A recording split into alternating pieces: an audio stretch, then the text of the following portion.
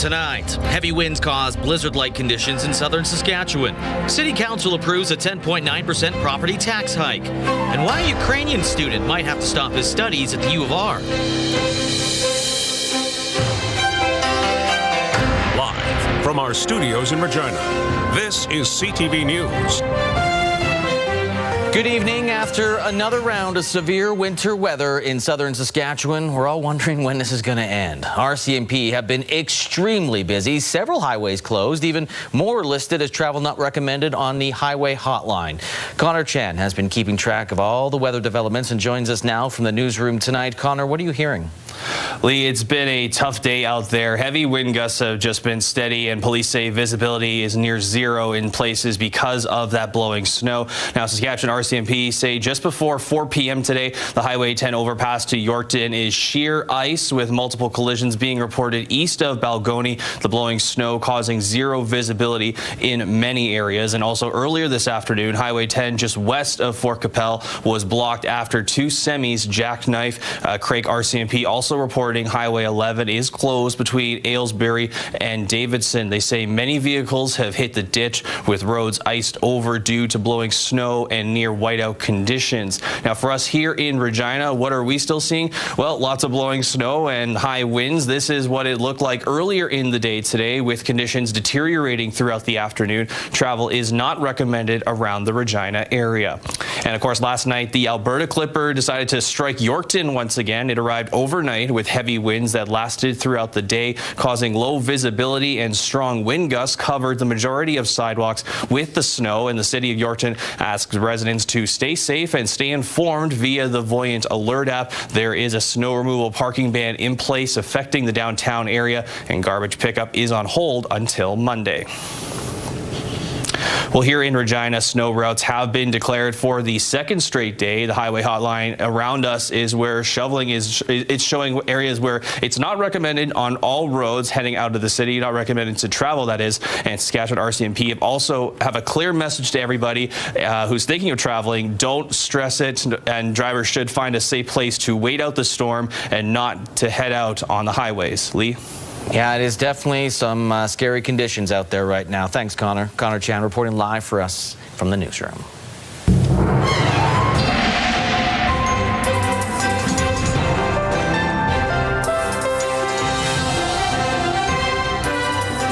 All right, Sabine joins us now with our first look at weather and just how bad did things get out there? We could see it, but looking to the systems, what did you see? Well, I think looking at the system, that clipper that did come through following this cold front. So, I mean, first again, rewinding back to what we saw with all that ice for southern Saskatchewan that came through with that first clipper. We saw a thick layer of ice settle into many areas. And then yesterday we saw some very cold temperatures due to that Arctic air. And then today, another clipper coming through. So we've seen the layer of ice and snow on many areas, sidewalks, roads. And then right now, of course, we still have those blowing snow advisories. We've seen the winds gusting up to 80 kilometers an hour, and that's expected to continue tonight into tomorrow. And again, we're not seeing that snow falling, but because of all the snow that's landed on the ground, with those high winds, that's what's creating more of the zero visibility that we're experiencing on the roads and the highways.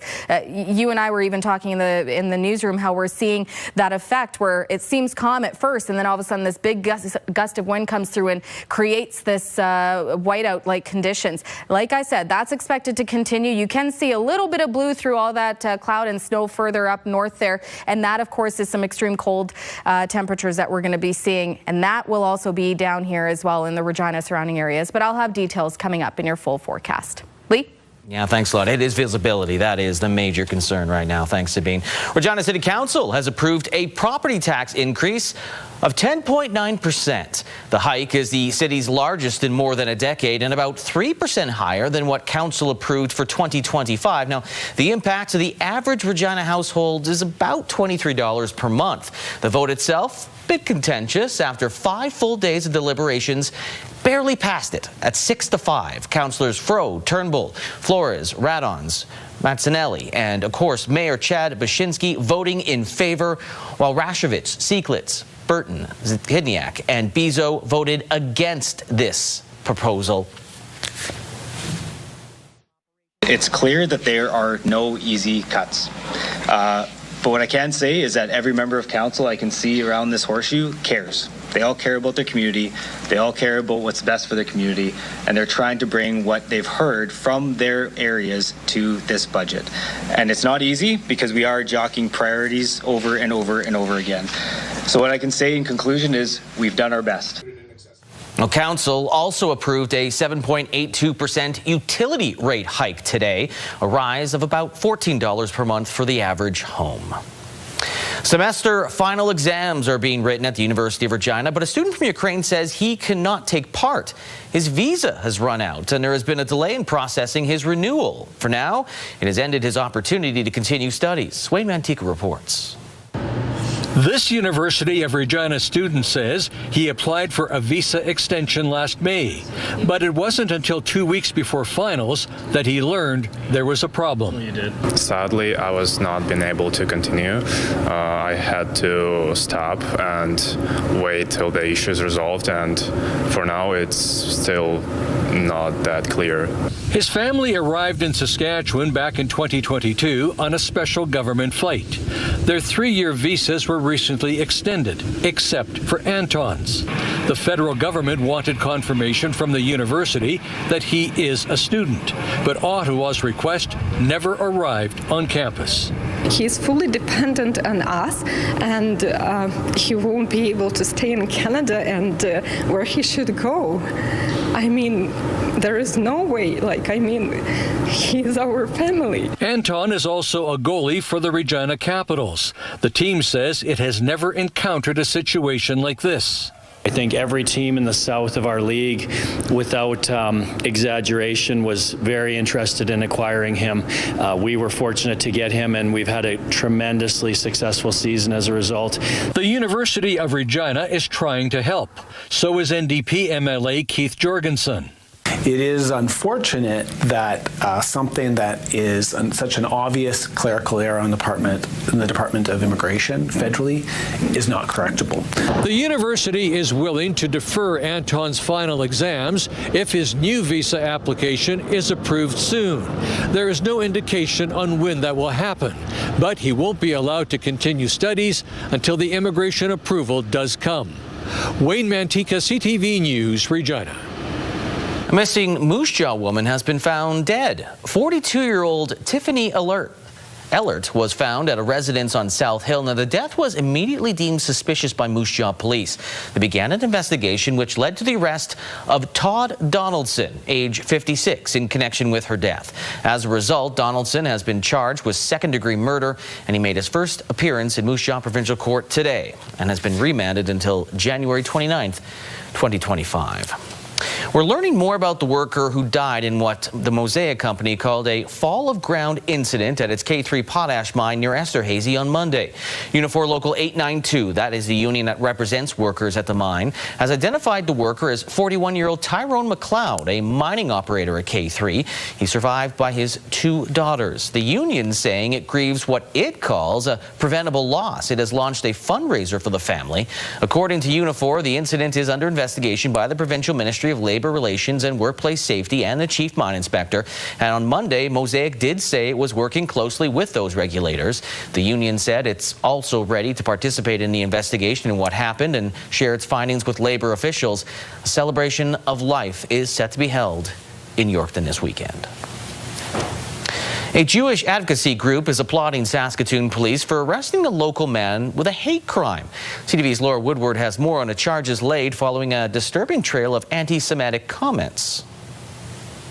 It's time to disassociate from the Jews. This is Brandon Taylor Moore, a 45-year-old Saskatoon realtor accused of using social media to promote hate against Jewish people. We're talking about slogans such as "Make anti-Semitism great again." These are some of the most vitriolic posts that one can make, and they are truly diabolical in nature, and his intent was to incite hatred. Last year, Jewish advocacy group B'nai B'rith filed a complaint with the Saskatchewan Real Estate Commission. Moore's license to trade real estate was terminated in May of 2024. Around that time, he posted on X, saying, quote, "B'nai B'rith of Canada are trying to paint me as a racist anti-Semite." That couldn't be further from the truth. If you don't like what I'm saying, it's just because you haven't done your research. On Wednesday, Moore was charged with public incitement of hatred and unsafe storage of a gun. It's incredibly concerning that somebody who holds such harmful views has access to firearms. Moore made his first court appearance on Thursday and is scheduled to be back in provincial court in January. There's a serious problem in this country of radicalization, of extremism, of the glorification and promotion of terrorism and violence. And it's not just an issue that impacts one group or one community. It's a fundamental matter of national security. The Saskatoon Police Service says right now it's working on 3 investigations related to anti-Semitism. I hope the message is clear. You will be held accountable for your actions. Laura Woodward, CTV News, Saskatoon. A public survey is now open as part of the province's independent review into the devastating 2025 wildfire season in Saskatchewan. MNP, the company chosen to run the review, is putting out the survey for people to tell them about their experiences in hopes it could lead to a better response to fires in the future. The responses will be anonymous and seen only by MNP, not the provincial government. It's open from today through January 30th, and it's just one tool being used. MNP will also be looking at the Saskatchewan Public Safety Agency's processes and speaking with impacted communities. The final report is expected prior to the 2026 wildfire season. In North Battleford, a parking mistake can turn into a holiday gift. Over the past few weeks, drivers have been able to pay off parking tickets by donating a toy of equal or greater value. The Toys for Tickets program has been running for 3 years and requires City Council approval each year. All toys collected are donated to charity, with this year's donations going to a local women's shelter. Once they bring in a toy and a receipt to show us that they've done that, we will actually erase their ticket for them. A lot of times they leave everything behind, they come to us, and so having gifts like this for clients in the house, it means a lot for them. Last year, 3 vehicle loads of toys were donated to the food bank for holiday hampers. And the city of Regina has opened most of its outdoor ice rinks for the winter season, although you're not skating tonight, that's for sure. Covered with snow right now, the city does flood and maintain more than 50 outdoor rinks, as well as 6 shinny sites. There are currently 40 outdoor rinks open. That includes the downtown Victoria Park one. The remainder of the rinks will open as ice preparation and weather conditions allow. All outdoor rinks offer free skating to the public at locations across the city. They are usually open from December until the end of February, but it depends on weather and ice conditions. After the break, hospitals across Canada are seeing an increase of flu cases. And Ontario and the state of New York agreed to a deal on nuclear power.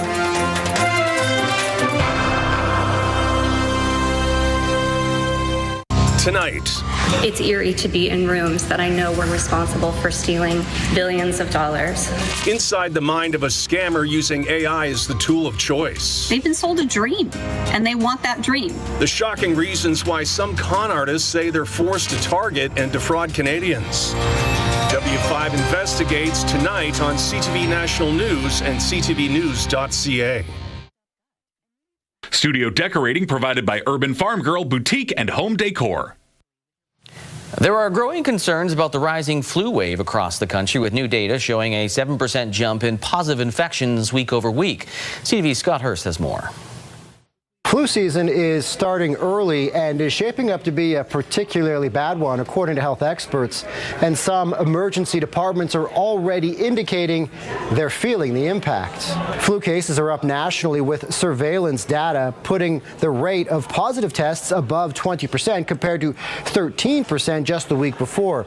All 3 maritime provinces are reporting a rise in flu numbers. Hospitals in Ontario are reporting a spike in visits as well, up more than 80%, with a significant increase in flu patients.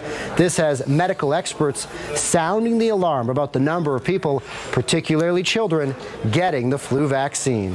There's a lot of people saying that the vaccine is not a good match for the strains that are circulating this year. That is not strictly speaking true. It is a good match for the H1N1 strain.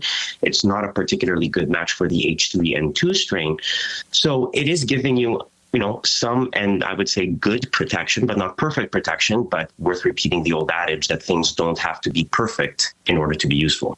Health providers are asking parents to the best of their ability to treat kids with mild flu symptoms at home and avoid large gatherings if possible, as influenza cases spike ahead of the busy holiday season.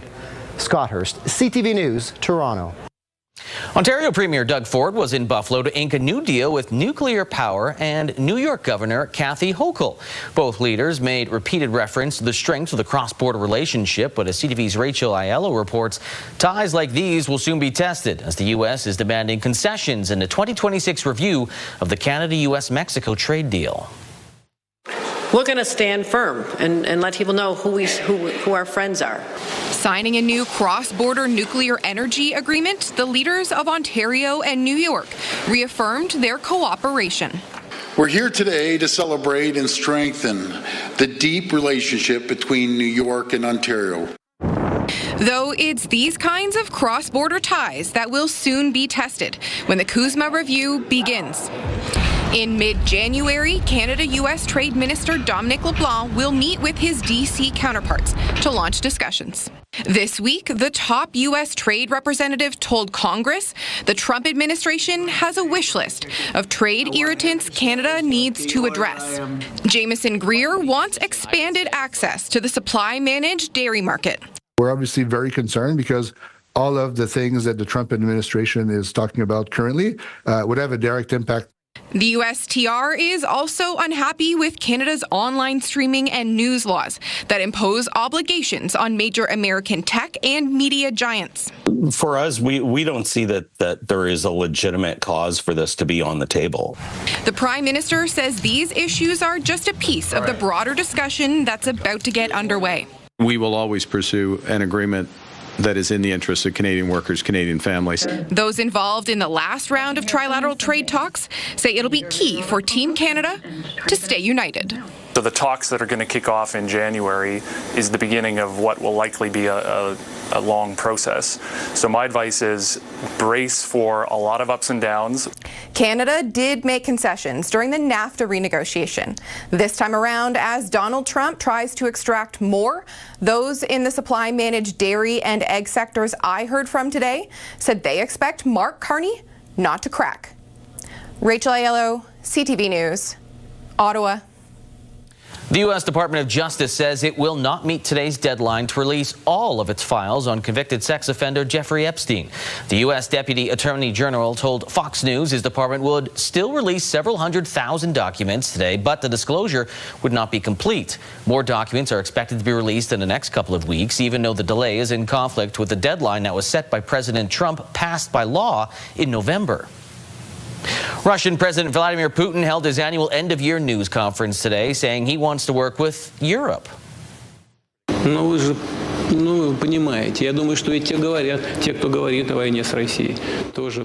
Putin said Russian troops were making advances in Ukraine and voiced confidence that the Kremlin would achieve its goals if Kyiv doesn't agree to Russia's conditions in peace talks.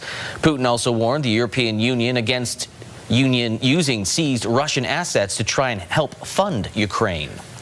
European Union leaders have agreed on a massive interest-free loan to Ukraine to help it meet its military and economic needs for the next 2 years. Today, we approved a decision to provide 90 billion euros to Ukraine for the next 2 years. If Europe had walked away today without an agreement, we would not only have failed Ukraine, we would have failed ourselves. This is a brutal war. It's a war on our own continent.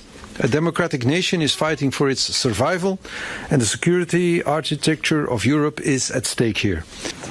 Now, this decision was opposed by Hungary, Slovakia, and the Czech Republic, but a compromise was eventually reached that saw the three countries not block the package. It was in exchange for protection from any financial fallout.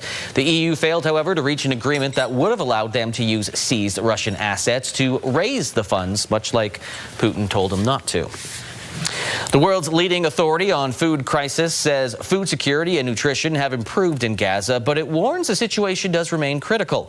The Integrated Food Security Phase classification warns that the entire strip is in danger of starvation, with nearly 2,000 people facing catastrophic levels of hunger through April. The head of the World Food Program in Gaza says food access has improved significantly, with people on average getting 2 meals per day compared to just 1 back in July. It is worth to highlight the fact that the situation has improved in terms of access to food, but the living conditions in Gaza remain very dire. The WFP says that while prices for some food is dropping, many people still can't afford it. Retired NASCAR driver Greg Biffle, his wife, and their 2 children are among 7 people killed in a plane crash in North Carolina. The Cessna plane crashed at a regional airport north of Charlotte yesterday. The airport serves NASCAR teams and Fortune 500 companies. Records show the plane was registered to a company that was run by Biffle. NASCAR calls the news devastating. The 55-year-old Biffle raced professionally from 2002 to 2016 and won more than 50 races across NASCAR's 3 circuits. Coming up on the final day of the 12 Strays of Christmas, we introduce you to a guinea pig named Apollo.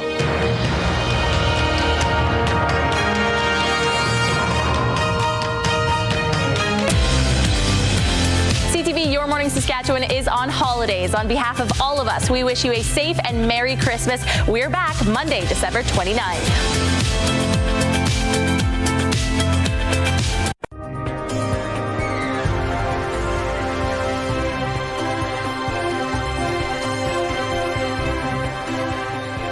All right, welcome back. Doesn't look that bad. It's a chilly night now in the Queen City as we take a look outside through our Skycam. Beautiful shot. Traffic still moving a little slow, but that is because we're still dealing with the wind gusts. So currently we're sitting at -18.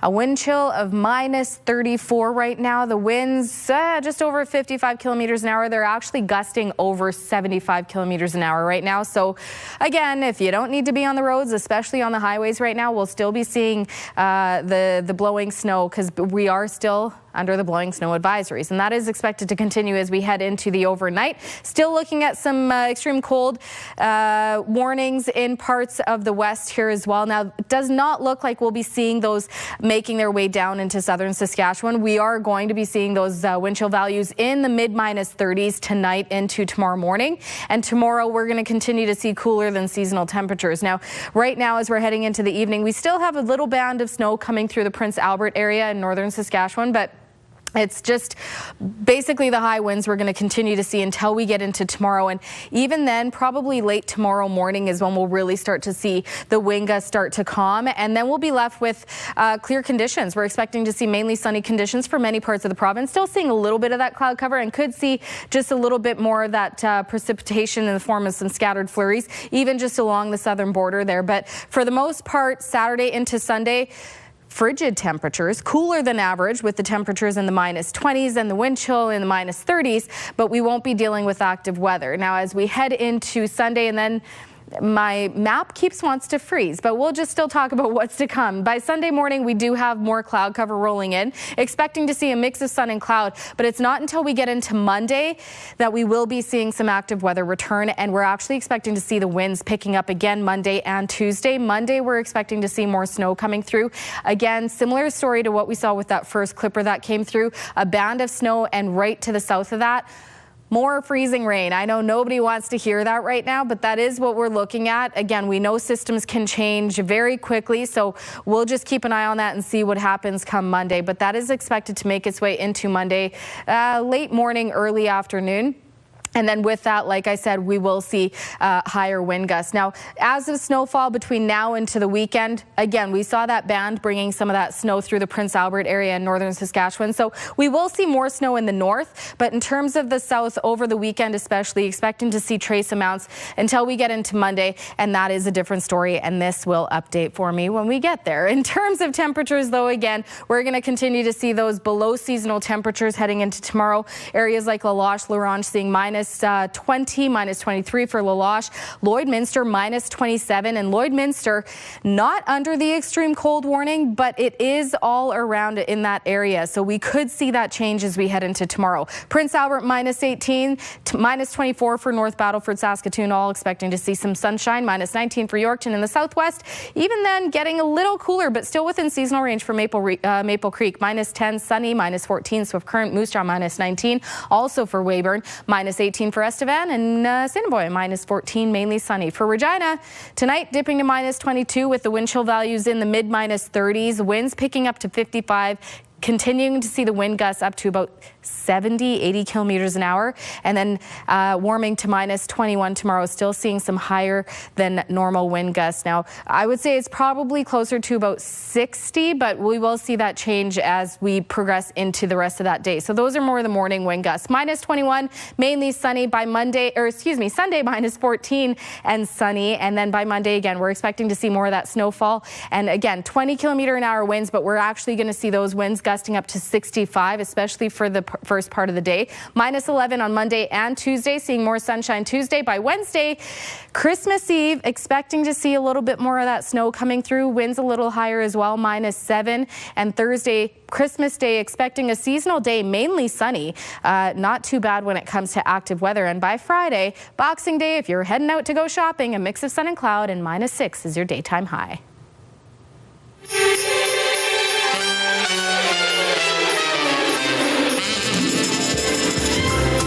We made it the final stray of the 12 strays of Christmas today, and we're going to give you something special. It's not going to be a cat. It's not going to be a dog. Instead, Bill Thorne has something a little different you don't see every day. He has a guinea pig named Apollo to show us as the 12th stray. Bill, how you doing? I'm doing absolutely great, and so is this little guy. As you mentioned, this is Apollo, and he is a male guinea pig. We're not sure exactly how old, but he's an adult for sure. And really nice coloring. Let me see if I can get him a little closer there. Cute little face there. But yeah, we do get different things other than just cats and dogs. We do get guinea pigs and rabbits and such from time to time as well. We don't have them every day, but we do have Apollo right now, and we'd like to get a little bit of a spotlight on him. We'd love to see this guy home watching everyone open presents on Christmas morning, so we thought he'd make a great 12th stray. Now, compared to, say, the cats and dogs, I mean, obviously the guinea pigs you've got to get in cage and whatnot, but is it maybe an easier pet to handle than maybe most puppies or kittens or anything like that? Well, I think so. It kind of depends on what your lifestyle is doing, but certainly if you live in an apartment or something like that, they would be well suited to that. And they're very social. They can be quite funny, too. They can come up with all kinds of little squeaks and little happy jumps and that kind of thing, and they're fairly easy to look after as well. Just make sure they get some pellets so they get the nutrition they need, and maybe some greens like lettuce and that kind of stuff. They love to munch on that. They can live for about 5 to 8 years, depending on stuff, and I think they're quite easy. So if you're looking for a sort of an easier pet to look after, this would be a great option for you. Can you have more than one? Like, I mean, I honestly have never had a guinea pig, so I'm not sure, but can you have a couple of them, 2 or 3 in a cage? Yeah, actually, yeah, they do better actually with more than just one, a pair or more. Typically either fixed or same sex, so they get along okay, but they're very social and they can sometimes get a little lonely if there's just one. So ideally, if someone already has a guinea pig, this could be a new addition to the family. There you go. If you have a guinea pig, you might be interested. Unless your guinea pig's name's Drago, then no, you can't have Apollo. No, it won't work out. Before we let you go, we've done okay actually so far in its strays of Christmas. We're just finishing, and already more than 50% have moved on. Yeah, we've got about 2/3 has moved on. Is a good year this year. Sometimes it goes a little better than others, but this year's been a good one. The only ones we still have in our care are Chewbacca the dog, Rooster and Maze, the 2 cats, and Apollo here as well. So there's 4 that haven't gone home yet. 8 have, and that's just an absolutely fantastic job for everybody. And I really thank our community for stepping up. I have a feeling this could be one of the years we go 12 for 12. I've got a good feeling about it. Thanks for doing this, the Regina Humane Society, Bill, and Candace helping out as well throughout the 3 months, and have a Merry Christmas and a Happy New Year, Bill. Yeah, same to you, and thanks for your support for the 12 strays. It really does make a difference. Happy New Year. 12 Strays of Christmas, brought to you by Flooring Superstore. Quality flooring at great prices. Still ahead, a Moose Jaw Muay Thai fighter had a little more weight around his waist after winning the WBC Amateur Cruiserweight title.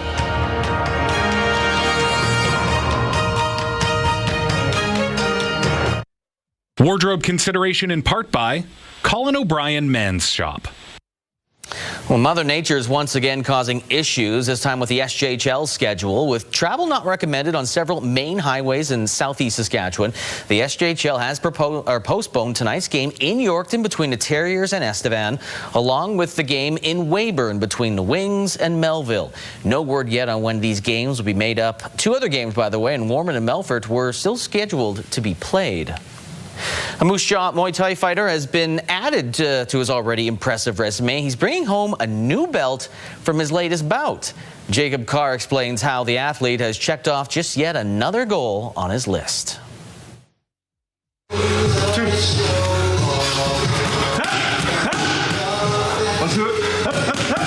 Cameron Billy is back in the gym training now, but less than a month ago he was celebrating the biggest moment in his young fighting career.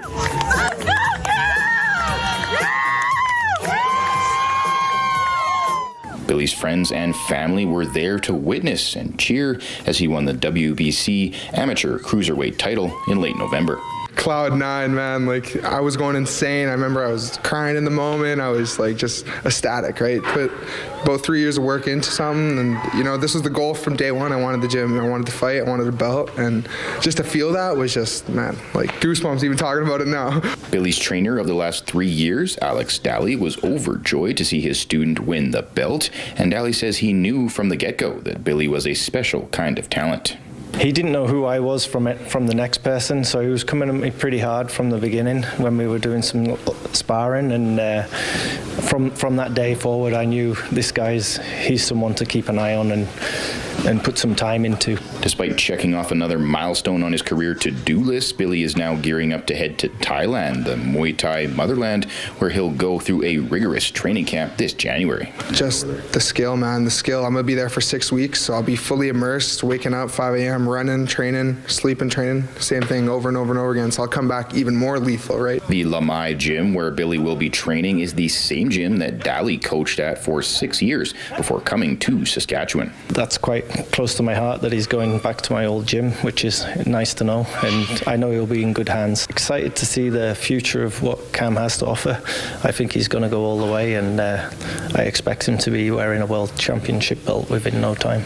Billy's first defense of the cruiserweight title will be March 21st in Kananaskis against challenger Kobe Carr.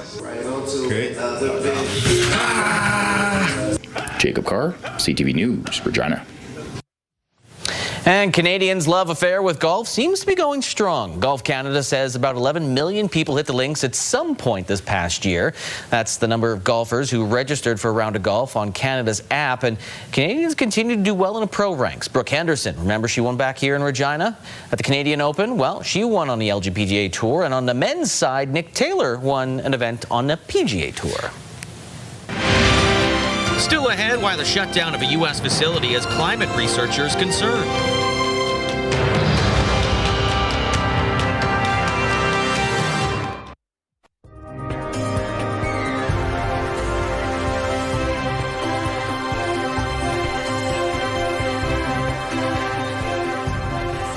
Let's talk about tomorrow. It looks like we're going to see some frigid temperatures, and that's going to continue as we head into Sunday.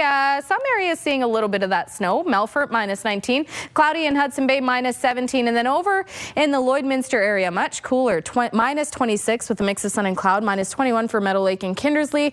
-22 for Spiritwood, Outlook, and -24 for Watrous and Wynyard. -20 with a mix of sun and cloud. The closer we get to the southern border, we'll actually see those temperatures well, kind of get closer to seasonal. Maple Creek, -10, mainly sunny. -12 for East End Cypress and Rockland. -21 for Pilot Butte, Lumsden, mainly sunny there. And -19 in the southeast. And up in Rosetown, mainly sunny, -22. Now, again, there are parts of the province under those extreme cold warnings. Now, Hafford is not under the extreme cold warning, but is very close to areas like North Battleford, about 70 kilometers away from North Battleford, where there are some extreme cold warnings issued right now. Tomorrow for Hafford, a mix of sun and cloud, -24 with a wind chill of -33. But by the time we get into the evening, expecting a wind chill of -39. So make sure you're layering up if you're heading outdoors tomorrow.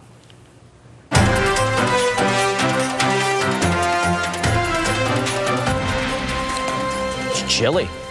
Our ability to understand the weather impact is about to take a bit of a hit as a research facility in the United States is being shut down. Andrew Johnson explains why climate scientists are sounding the alarm. When it comes to studying climate change or predicting fires and floods, Canadian scientists say research coming out of this giant lab in Colorado is the best in the world. It is number one, without doubt. It is the most important global resource for understanding climate in the atmosphere. That's why Canadian experts are calling a new move from the Trump administration devastating and destructive. A top Trump official says the National Center for Atmospheric Research, or NCAR, will be dismantled, accusing it of being one of the country's largest sources of climate alarmism. The loss of NCAR would be quite devastating for not only the scientific community, but really the everyday person. We're going to be less able to deal with some of the changes we see in climate going down the road into the future. More than 800 people work at NCAR, and experts believe the closure could also create an opportunity for Canada when U.S. climate scientists look for work elsewhere. Maybe Canada will welcome some of them, and many of them will end up in Europe. If there's anything, to be said about unfortunately the lack of climate leadership from the U.S., it's that perhaps it's time for also Canada to step up in this regard. She points to the newly announced $1.7 billion in federal funding to attract global talent as a step in the right direction, turning America's loss into Canada's gain. Andrew Johnson, CTV News, Vancouver. For kids, Christmas can feel like the best day of the year. Probably is. For families, it's a chance to come together and make lasting memories. One Vancouver Island musician is turning those moments into music for a gift designed to take his mom back in time. Here's CTV's Adam Sawatsky. As he looks back on his Christmas past, Sean Wilson will never forget being a boy in a blue bathrobe bouncing off the walls. When you're kids, Christmas is the ultimate, moment in your life. Because along with the gifts you unwrap enthusiastically, there's the red bike. And the others you open politely. Underwear and socks. There just might be that one present that makes your dreams come true. It was a huge Christmas because I always wanted a guitar. This first guitar that inspired Sean to grow up to be a professional musician, and decades later, on his latest guitar, write a seasonal song effortlessly. It just showed up, yeah. A musical gift. I guess. It unwrapped itself. It kind of did. Yeah. We'll be cheering and ripping and laughing and grinning. I do believe this one's for you. It's Christmas Day. A song with lyrics inspired by so many happy Christmas memories, thanks to so many loving family members, particularly his mom. I love my mother dearly, and seeing her then when she was young, it's kind of a bittersweet thing. And because the now 90-year-old's memory is not what it was, Sean gifted her this song set to their old movies as a reminder of the great mom she's always been. So she was pretty surprised. She loved it. And when you see how you inspired smiles on the faces of people now grown and others now past, your eyes can't help but fill with gratitude. It's hard to keep a dry eye reminiscing about family and, those days gone by.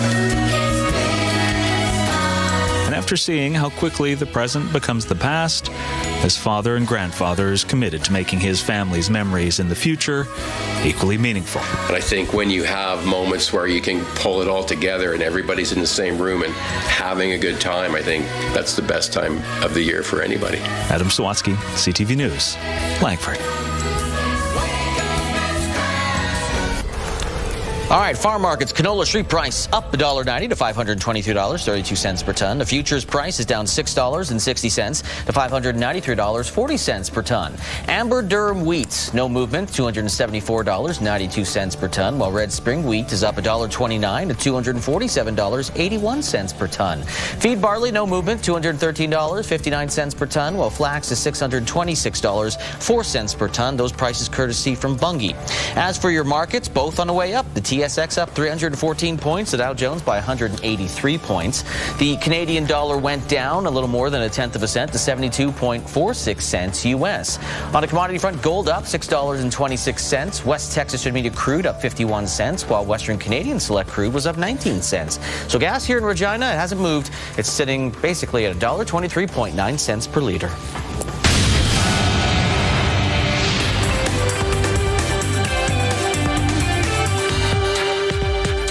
Oracle stock moved up close to 7% today. After news, it will be one of several companies buying a stake in TikTok.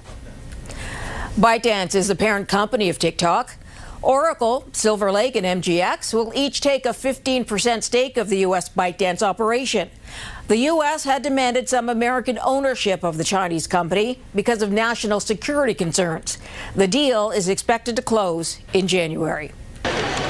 Retail sales in Canada fell 0.2% between September to October to just under $70 billion.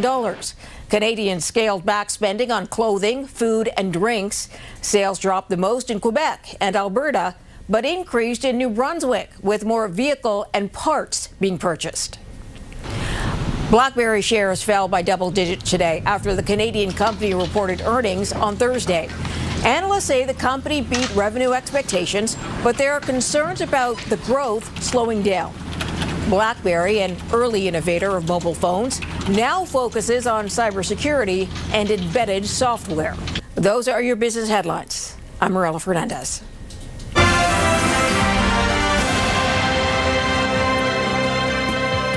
Coming up tonight, Sabine thought Christmas movie. We have Happy's Place, Stumble. What are you happy about? The Big Bang Theory? No Christmas movie, though. No Christmas. An iconic pair of Kobe Bryant's shoes headed to auction, Sabine. So these Kobe 6-inch sneakers came about on December 25th, 2010. Kobe Bryant came on Christmas Day on the court wearing a pair of green sneakers, which for the first time in NBA history didn't match his uniform. So these sneakers have not been seen since that game. There you have it. One-of-a-kind Nike Grinch sneakers were only wore once, as we just heard. Each one is signed by Kobe Bryant.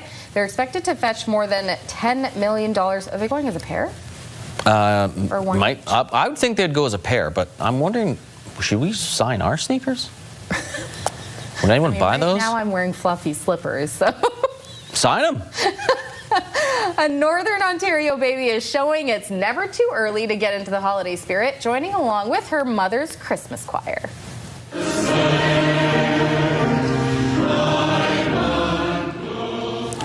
Now, 4 months old, little Senna was already racked up over 6 million views for appearing to mouth along to the choir's Christmas carols. A fellow singer noticed the infant trying to sing along and recorded the scene. Oh, okay, that's cute. She's just singing along. All right. Well, if you are interested in getting a pair of signed slippers from Sabine, email us. See what we can get. No, actually, please don't. Oh, Christmas dad jokes. Yes. What do you call a blind reindeer? A blind reindeer. I have no idea. Oh, yeah, they're getting worse. And that's why I'm going to leave the week. Enjoy the weekend.